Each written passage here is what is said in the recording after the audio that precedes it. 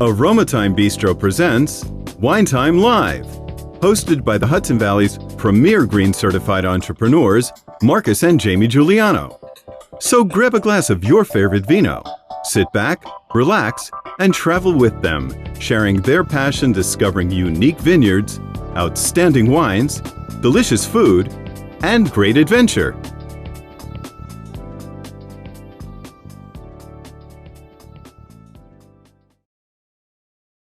Hello, Facebook Live. Hello, Instagram. Hello, YouTube. Hello, everybody. Jamie and Marcus here. Jamie and Marcus here. Wine Thyme Live, episode number 9. We are going to talk New York State today. We sure are. New York meets Bordeaux, episode number 9. And what do we have, Jamie? So today we are going to talk about Ravines. Ravines Winery. Is it called Ravines Cellar or Ravines Winery? You know, see, this is always a confusing part. It's like, are we going to a winery, a vineyard, or a cellar? Yes. In Italy, when we speak to our tour guide Luigi, he's like, "Oh, I have this amazing cellar I want to show you." Right. And it's typically a winery, but there's a difference between a vineyard and a winery. Vineyard and winery are two different things. Vineyard grows the grapes. A winery sells the bottles. A winery makes the wine. Well, a vineyard grows the grapes. Right, winery, yeah. Yep. So, we just got back from 3 days in the Finger Lakes in New York. So we apologize for not being on last week, right? We missed a week on our lives. Yes. But if you're listening on Podbean or iHeart or iTunes, you won't notice any difference. But if you are watching on our Facebook Live feeds, and we did skip a week, and we're sorry. Yeah, we were in the Finger Lakes. We're touring a lot of wineries. We are now planning trips to the Finger Lakes, which is going to be fantastic. Not only do we do trips to Italy, but we are now going to do Finger Lake trips. Finger Lake trips, yep. With the COVID restrictions of traveling or the hassles of COVID, in-state travel is much easier to do than out-of-state and, of course, out-of-country. So that is... we're only 3 hours from the Finger Lakes, so what better place to go and enjoy wine than the Finger Lakes? So today is a very... I want to say today's a very special wine. The Finger Lakes started producing wine. Some of the wineries came on board in the 70s. The official Winery Alliance, the Finger Lakes Alliance, was formed in 1982. And from the mid 90s and on, wineries have started getting serious in the Finger Lakes. Prior to the wine industry in the Finger Lakes, most of the grapes that were grown there on the southern side of the Great Lakes were for grape juice. Welch's. Concord grapes. Concord grapes, Niagara, the local. For Welch's grape juice. Yeah, Welch's grape juice. It was a grape juice kind of state. Yeah. That has changed drastically in the last 50, 60 years. I mean, drastically. Yeah. We've changed drastically in the last 20 years, I think, in the Finger Lakes as far as... I think even in the last year, I think 2-3 years or so, I think the level of wines coming out of there are incredible. I would say there's an amazing... there's amazing wines, but not all wines are amazing, right? So there are amazing wines, but the level, I think, even from when we started going there 15 years ago, has definitely gotten better. Agree 100%. So we opened in 2003, 2004, and we started going to the Finger Lakes in 2005. Cheers, by the way. Cheers. Cheers. We started going to the Finger Lakes in 2005. As officially visiting vineyards. Yes. We've been through the Finger Lakes and that kind of stuff up in Syracuse. You went to school in Cortland. I never went to wineries when I was up there, though. No, you never did. It was not a thing. It wasn't a thing to go to wineries when I was in college in Cortland, which is kind of interesting because I would have thought it would have been because there were wineries there. It just 100%. wasn't. It just wasn't pushed, and it wasn't. It wasn't a business. It wasn't as big as it is business. So back, you and I got engaged in the mid 90s in a restaurant in Camillus, New York, in Syracuse, which is on the 97, eastern 96, eastern side of the Finger Lakes. You started going to school in Cortland in 93. You and I had a great meal at a place called Cochon Rouge or something. I the don't Red even Pig. remember. It was right near Ithaca College, Cornell. It was right near Cornell College. It was at La Tourelle, the French manor, and back in the early 90s, we're talking 93, 94. Maybe They 95. had an all New York State wine list. You don't remember that, but they had an all New York State wine list. So I was into food and wine. You weren't as much because you were going to school for teaching. I don't think we were drinking then, were we? We weren't really drinking. No. But I was in culinary school and I was working at places, so wine came with the business. Right. And I remember that people were saying, "Oh, this place, Cochon Rouge or whatever it was called, La Tourelle, has an all New York State wine list, amazing wines." And I was like, "Really? New York has that many great wines?" And of course, here in the Hudson Valley, we have some old wineries like Brotherhood, Ben Marl, which is an one of the oldest vineyards in the country. Brotherhood is one of the oldest wineries in the country. Difference between a winery and a vineyard, right? So we opened 2004, 2005, 2003, 2004. We started going 2004, 2005 to the Finger Lakes. And back then, you had some wineries that were doing the right thing, doing the good thing. However, you have to think back way then, with all the high quality 1997 vineyards in Napa that came out, Napa Valley exploding, right. Sonoma, and traveling, like air travel was, right? Getting cheap. Easy. Getting cheap. It was easy to hop on a plane and head somewhere else, right? Not travel in your state. Right, which is part of what I'm going to say later on in here, which we found out just last week. So New York State had some Herman Weimer, Dr. Frank. There's some really high quality vineyards, but that wasn't the norm for all the vineyards in New York. They were still producing sweeter wines. They were producing cheaper wines, inexpensive wines. Because if you don't have the clientele coming knocking down your door, right, you're just gonna make whatever you have, right? Or and you have to make a profit. Or what you've always done. Right, or what you've always done, and you need to make a profit, and you need to keep your costs down, right, to make a profit and to keep your family alive and, and maintain it, right? So they weren't hiring... They weren't hiring hotshot winemakers, is what you're trying to say. I think is what you're trying to say. It's exactly what I'm trying to say. They weren't hiring hotshot winemakers. They weren't putting a bottle of wine out there for $30 when they could charge $9.99 for a bottle of something inexpensive and cheaper. So we had gone to we had bought Herman Weimer wines. We had gone to like Atwater. We'd gone to some vineyards. Nothing super impressive. Herman Weimer, yes. Dr. Frank? Dr. Frank, yes. Then comes along the scene a winery called Ravines. Ravines, yes. All right, Ravines. He worked in France. Actually, I should probably she is a share this chef. if she sees this. She's a chef foodie. Yeah. They opened up their wine. I'm not sure what year they opened up, but I remember in maybe 2008, 2009, our sales rep comes to us. Our sales rep comes to us and goes, Marcus, we have got this new winery in the Finger Lakes called Ravines. They are doing amazing wines, like amazing wines. You've got to taste their stuff. And we ended up doing a charity event with them for a hospital fundraiser. And that went very, very well. And we were totally hooked on their wines. And we fell in love with their Bordeaux blend, which is what we're drinking tonight. Their Bordeaux blend with a little bit of extra aging that's only available at the vineyard itself. You can buy their... it's called Maximilian. This is the Maximilian with a little bit of extra love into it, a little extra barreling. So we tasted their wines and we're like, oh my gosh, their Chardonnay, which we have on our list, they take, I think, 20% of the grapes and they raisinate them. They dry them, or they dry them 20%. They dry them like they do in Valpolicella in northern Italy, where they make Amarones, where they dry the grapes a little bit, partially raisinate them, and then juice them. Less yield, more concentration, more flavors, more expensive.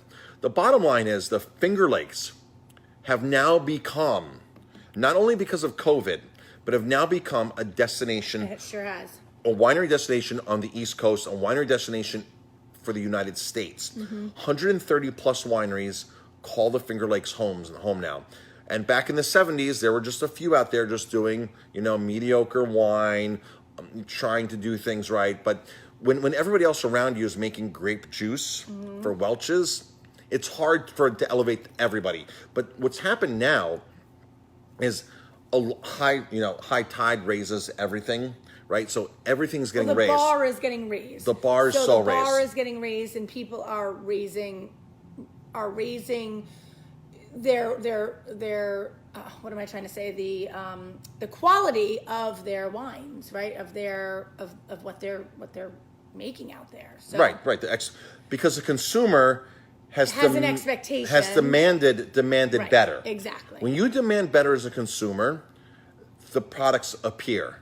When you tell McDonald's you're tired of this, tired of that, and you want, as a mass, they will conform they will move. Which is why McDonald's started doing cage-free eggs a while back, because of consumer awareness. So consumer awareness is at an all-time high right now for the Finger Lakes. Yes. It has been for the last decade. COVID hits. People in New York can't travel to Napa anymore. They can't go to Italy. We have had trips planned to Italy. We can't go. Right. Where does everybody go from New York City? The Finger Lakes. Finger Lakes. The hotels up there, the wineries, the scene up there, everything is booming in the Finger Lakes.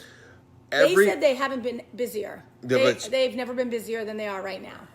So one of the wineries, well, a couple of the wineries told us that people are now saying this is what we've been missing for years. Wow, we can't believe this is what's here. 3 hours from us, 3.5, 4 hours from New York City, people are saying this is what we've been missing for years. We didn't have to hop on a plane. We didn't have to go to Napa. We didn't have 130 plus wineries on these lakes that are making amazing, amazing wine. So in comes Ravines. This wine is delicious. Ravines is one of our favorite wineries in the Finger Lakes. We have a lot of wineries that we like and love. But as far as knowing the owners, having a long-standing relationship, and the quality of their wine. They've had Rieslings. I don't know if it's 2 vintages or 3 vintages. I'm a little confused on this. 2 or 3 vintages of their Riesling, their single vineyard, Artsinger, and their regular run-of-the-mill Riesling has scored in the Wine Spectator's top 100. And it's not top 100 for New York. It's not top 100 for the United States. It's top 100 for the world. Wine Spectator every year rounds up the top 100 list. They put the list out, and those wines are so sought after, they get sold out immediately. 2 or 3 vintages in the last 6, 7, 8 years of their Riesling has made the top 100 list. But they're not the only vineyard. There are other vineyards that make top wine enthusiast lists. So it's just not one vineyard standing out. It's one vineyard that has raised the bar along with a couple other vineyards. And the wineries up there are serious. New winemakers coming. We sat at one vineyard. There was brand new owners. Let's not mention their name. No. But we had their wines years ago. Great tour, great tasting. The wines were just They were okay. Just. But what we thought was good for the Finger Lakes at the time. I couldn't get myself to love their wines years ago. But we brought some in, and we were like, they're good for what it is, right? And so we always say that you have to appreciate the Finger Lakes for what's there. But Cab Franc. But I gotta tell Pinot Noir, they're Riesling. making some really awesome other things that we aren't expecting. Some of my favorite Pinot Noirs come from the Finger Lakes. Yeah. So we sat down with this winery recently. We hadn't brought their wines in the restaurant in many years because we just felt the quality wasn't there. We sat with one of the owners, and what he was describing, what they're doing there, incredible, blew my mind. I was like, "You guys are doing this right here?" He's like, "Yeah, we're doing this style, that style, this wine, that wine," and we're tasting. I'm like, "Wow." I'm like, "How long have you owned the place?" He's like, "Oh, in the last 7, 8 years." I'm like, "Yeah, because 15 years ago, this was not what you were making." Right. And again, the moral of the story is, people are demanding better wine that are going to wine country in the Finger Lakes. Absolutely. It's the consumer. It's the palate. It's what they're willing to pay for a bottle of wine. There's bottles of Pinot Noir there that go $30, $40, $50. There's great bottles. This wine here, I don't know what it costs at the vineyard. We sell the other version, the Maximilian, on our wine list for $49, and it's a Bordeaux style blend. So today's theme, New York meets Bordeaux. So this is a Bordeaux blend. It's a Bordeaux style blend. I don't know. Do you have your flashlight handy, phone handy? I want to read what's in here, but basically, why don't I read it? Basically, Cabernet, Merlot, and Cab Franc is probably what's going to be in this blend. A couple other vineyards do something. It's a blend of Cabernet, Merlot, and Cab Franc. There you go. 3 grapes. Artsinger and Glen Eldridge vineyards, bordering Tug Hollow Creek, which carves its way through a deep ravine to the east side of Seneca Lake. So that's where those grapes are coming from. Okay. La Petite Caporal. Do you remember how deep Seneca Lake is? What they say, 600. 600. I thought it was 700 feet. 700 feet deep, 650 Yeah, I feet think deep. it was 700, yeah. So the In whole the deepest part. which is a good spread of the center of the lake. And it never freezes there. 50 degrees is the lowest. Always 50 degrees in that particular part. So a lot of the vineyards want to have land the first 10 rows on the lake because that's where the thermal heat comes off of, and that's what that right there extends the growing season more than ever because of where it's at on the lake. Even this last trip that we just took, in my mind, I think that vines need water, right? Like, I think that vines need water to grow and to grow really good grapes. And they said this is going to be one of their best seasons because it was very dry and there wasn't a lot of water. Exactly. Which I find very interesting because when you think about plants, they need water to live, they need water to grow, they need water to thrive. But when it comes to wine or the vines, I guess the roots go down into the soil as far as they possibly have to, right? To grab the water. The roots will find the water. The roots are going to find the water. And I found that very interesting that they don't need rain to find the water. So I think that's really cool, and I think that's a misconception that I've always had that I learned in this last trip that I think is really cool. So There's a term called dry farming. Dry farming, Which means they don't water at all. They don't irrigate. They don't yeah. water. So remember years ago, it must have been 2006, 2007. We were in New York City, and I met Nicolas Joly. We Yes. met him a couple times. Nicolas Joly. We were at a biodynamic wine seminar. Slow wine, Something, yeah. Nicolas Joly has one of the most amazing vineyards in France, 400, 500 years of growing biodynamic. And the way he explained this was he's very passionate about biodynamics. And biodynamics is organic with a lot more love. But he was like, we take the manure of animals that eat root vegetables to fertilize the vines that we want to dig the roots in deeper. If we want more leaves on the vines, we fertilize the vines with manure from animals that eat leaf vegetables. So pig manure versus horse manure versus sheep manure versus goat manure is all different based upon what is in the composition of the manure, where it came from, and what it's going to nurture in the vines. Right. So we had wines from Chile, remember? From that one valley that where Tabali was. They have like 1 inch of rain a year. It's they're growing wine grapes in a desert basically, and those roots need to tap way down. So you can train the vines to do what they need to do and do that. But here's the biggest part with New York: humidity and moisture added together. Causes disease and mold. Diseases. It's not a good situation. Right. So when these guys see a year like we had, warm, They are like ripening, wow. dry, not much rain. There's a lot of moisture in the ground in the Finger Lakes. From the water, right? From All the air, runoff right. water coming in. It's all there. So these guys are like saying 2020 is one of the best vintages ever happening in the Finger Lakes, which is really exciting. Very exciting. Super exciting. Yeah. So this is a Bordeaux style blend: Merlot, Cabernet Franc, And Cabernet. Cabernet. Cabernet is a tough grape to grow in the Finger Lakes because it doesn't get as much to ripen. Cabernet Franc does very well in the Finger Lakes because it is just ideal for the climate. Pinot Noir being a cold weather grape. There's certain grapes like Riesling. So if you look at what Dr. Frank did, Dr. Frank is one who revolutionized. Well, he brought over a lot of vines, a lot of vinifera from Europe, and he planted it here. So he started it, right? He did. Started the Finger Lakes. He said, guys, basically in a nutshell, look at the map. We're in the same longitude or latitude? Longitude. Yeah, longitude because the Earth is longer. I always think horizontal. So. We're in the same longitude as Germany. And what grows there? Riesling, Pinot Noir, Limburger. So he said these are the grapes we need to be growing. These are the vinifera we need to be growing. Not Catawba, not Niagara, even though those do good for juice and things like that. But if we want to be a serious wine region, we have to grow these grapes. And he brought them over. People laughed at him at first. They ridiculed him. And now, of course, he has become renowned for making amazing wines. In the Finger Lakes. In the Finger Lakes. So Dr. Frank is on Keuka Lake. We're gonna go there soon. We've been to Dr. Frank before. Yeah, but we're gonna go back to that lake. We haven't been to that lake in a while. Keuka looks like a Y. It looks like the lake looks like a Y. Right. You and I have talked about cycling around the lake, which would only be 40 miles. We wanted to do it this summer. We never got to. So we have a lot of reason to go up there. Right. Our son is up in school up in Canisius and Buffalo. All right. So here's the deal. We do trips to Italy.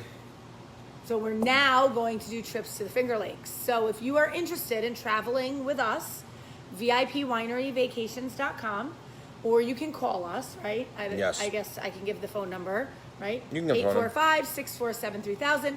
If you're interested in traveling with us in New York, I don't know if I have to say, because it's COVID, you have to be from New York to travel with us. Every state has its different regulations. So if you want to travel with us to the Finger Lakes, check out our information on VIPwineryvacations.com. We're going to always be doing different things, whether it's Italy or the Finger Lakes. But look it up, check it out, and they're going to be weekend getaways, basically. Weekend getaways, yep. Our trips to Italy are 9 days. Spain, 9 days. We will eventually add France.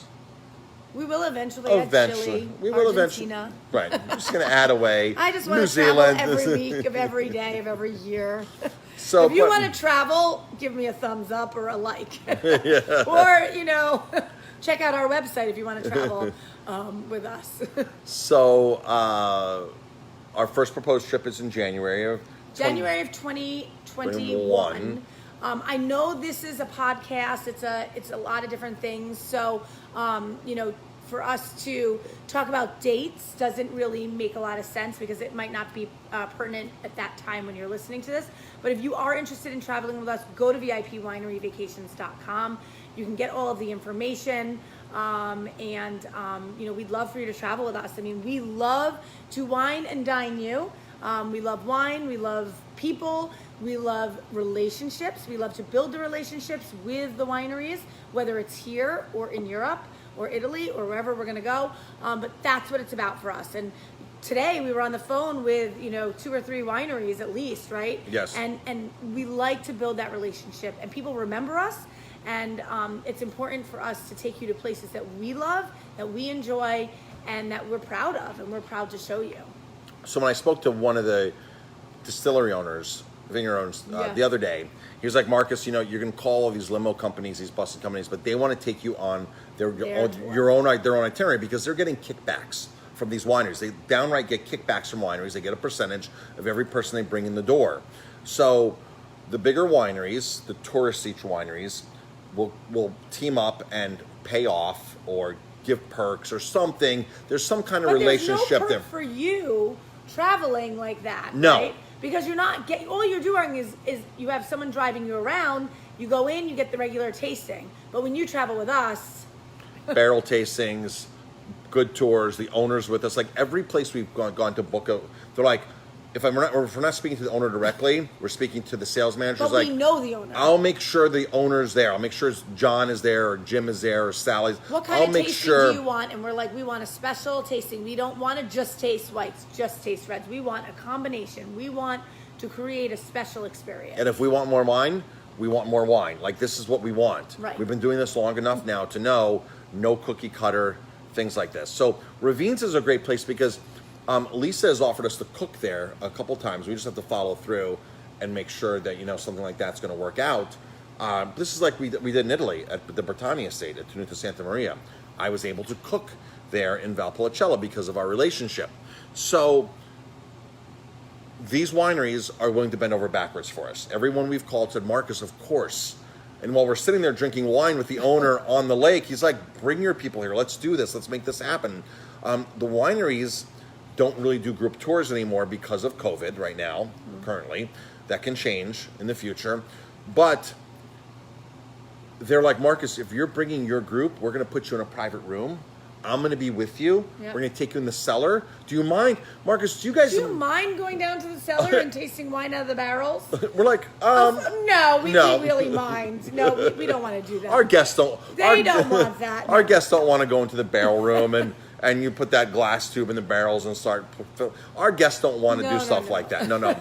So, of course, we're like, yeah, that's what makes us different than you calling a wine company tour from anywhere. If we took you to Napa, we do the same thing.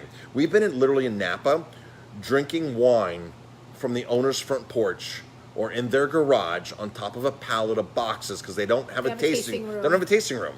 It's not their tasting. People don't realize how big of a business tasting rooms are. These tasting rooms that wineries build are a massive source of revenue. And sometimes they'd rather sell all their wine from their tasting room than distribute it to restaurants and across the country because they know that's where they're going to make their most money. They put their most effort sometimes in the tasting room and not the wine.